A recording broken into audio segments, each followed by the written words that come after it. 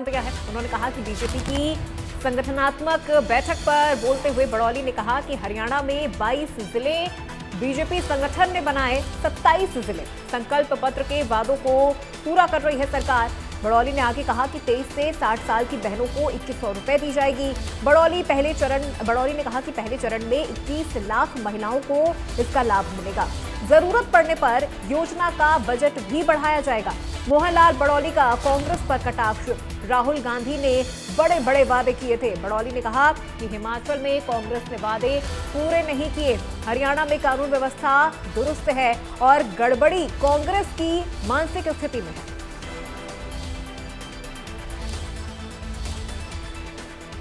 प्रदेशाध्यक्ष बड़ौली ने कहा कि संकल्प पत्र के वादों को पूरा कर रही है सरकार। 23 से 60 साल की बहनों को 2100 रुपए हर महीने यहां पर दिए जाएंगे। उन्होंने कहा कि जरूरत के हिसाब से इसका बजट भी बढ़ाया जाएगा। तीसरी बार हरियाणा में बहनों ने भाजपा की सरकार बनाई है। पहले चरण में 21 लाख महिलाओं को इसका लाभ मिलेगा। जरूरत पड़ने पर योजना का बजट भी बढ़ाएंगे। वहीं मोहनलाल बड़ौली का कांग्रेस पर भी कटाक्ष। उन्होंने राहुल गांधी को लेकर कहा कि राहुल गांधी ने बड़े बड़े वादे किए थे, लेकिन वो एक भी वादे हिमाचल में भी पूरे नहीं कर पाए जहां पर उनकी सरकार है। पहले चरण में 21 लाख महिलाओं को इस योजना का लाभ मिलेगा। काम में भाजपा की संगठनात्मक बैठक हुई है। भाजपा प्रदेश अध्यक्ष मोहनलाल बड़ौली की अध्यक्षता में बैठक हुई। आज आखिर इस बैठक का क्या मकसद था, हमारे साथ मौजूद है प्रदेश अध्यक्ष मोहनलाल बड़ौली। सर, आज की बैठक का क्या मकसद है? आज हमारे भारतीय जनता पार्टी के जो केंद्रीय कार्यालय के सचिव, पार्टी के वरिष्ठ नेता महेंद्र पांडे जी का मार्गदर्शन हमें मिला है और आज हरियाणा प्रदेश में 22 जिले हैं और संगठन की दृष्टि से हमने 27 जिले बनाने का काम किया है। हमारे सभी 27 जिलों में जिला कार्यालय चल रहे हैं। उन सभी कार्यालयों की हमारी 3 सदस्यीय कमेटी देखरेख की होती है। उन सब के साथ उन्होंने विचार विमर्श किया है किस प्रकार से कार्यालयों की देखरेख और सुचारू रूप से किस प्रकार से कार्यालय चले, उसका पूरा एक कार्यशाला का आयोजन आज यहाँ हुआ है। और अभी हमारा एक लोकप्रिय प्रधानमंत्री नरेंद्र मोदी जी के जन्म दिवस से लेके और 2 अक्टूबर लाल बहादुर शास्त्री जी की जयंती है, महात्मा गांधी जी की जयंती है और दशहरे का भी उत्सव है। एक सेवा का पखवाड़ा चलेगा, उसमें भी अनेक कार्यक्रम आए हैं। उसकी भी एक टीम हमारी प्रदेश स्तर की बनी है, उनका भी एक कार्यशाला का आयोजन रहा है। और भारतीय जनता पार्टी की सरकार ने भी जो अच्छे काम किए हैं, विस्तार से हमारे सरकार के मंत्री कृष्ण बेदी जी ने उन सब जो संकल्प पत्र में जो बात हमने कही थी, उन संकल्प पत्र में बहुत सारी बातें हमने पूरी करने का काम किया है। और आने वाले समय में जो कुछ चीज़ें बची हैं उनको भी पूरा करेंगे। और जो लाडो लक्ष्मी योजना की शुरुआत हरियाणा दिवस से जो 23 वर्ष से 60 वर्ष की आयु की बहनों को 2100 रुपये प्रति महीना देने की जो एक अच्छी योजना की शुरुआत माननीय मुख्यमंत्री नायब सिंह सैनी जी ने की है, उसके बारे में विस्तार से हमने बताने का काम किया।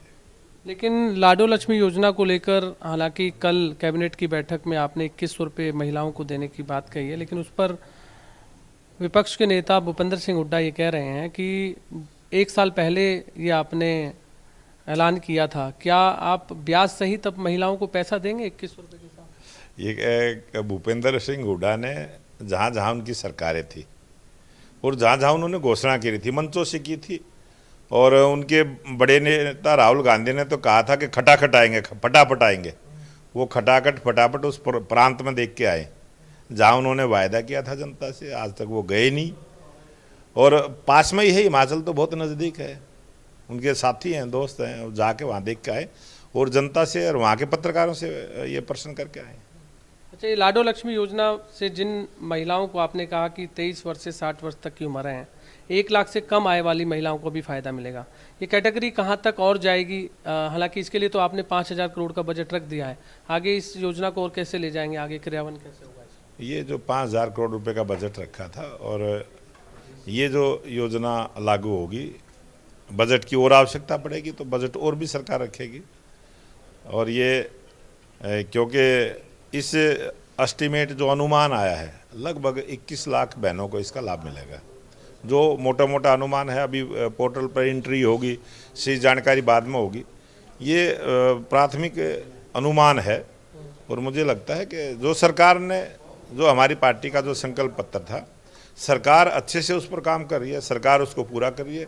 इसलिए मैं प्रदेश के लोकप्रिय मुख्यमंत्री नायब सिंह सैनी जी का जो भी संकल्प पत्र में हमने बात कही थी, जिस तीव्र गति के साथ उसको पूरा करने की तरफ बढ़े हैं, इसके लिए मैं बहुत बहुत धन्यवाद करता हूँ। अंतिम सवाल, विधानसभा सत्र आपने देखा 4 दिन चला, लेकिन इस बार हंगामेदार रहा। कांग्रेस ने कानून व्यवस्था पर इस बार लगातार सवाल उठाए कि हरियाणा में कानून व्यवस्था चरमरा गई। हरियाणा में कानून व्यवस्था बहुत अच्छी है, बहुत बढ़िया है, लोग अमन चैन से रह रहे हैं। अगर व्यवस्था खराब है तो कांग्रेस की व्यवस्था खराब है, कांग्रेस के नेताओं की व्यवस्था खराब है और वो उनका मानसिक संतुलन बिगड़ चुका है। अनाप शनाप बयानबाजी करना, झूठी बातें करना, ये कांग्रेस के नेताओं की आदत बन गई है और झूठ बोलना और जनता से भाग जाना, ये उनके स्वभाव में है। और कांग्रेस पार्टी उसी प्रकार का स्वभाव, विधानसभा का सेशन हो या लोकसभा का सेशन हो। और सब देश की दुनिया ने, सबने देखा है किस प्रकार से एक ऐसा कानून जो लेके आए हमारे गृह मंत्री अमित शाह जी, और उस किस प्रकार से उन्होंने भागने का काम किया है।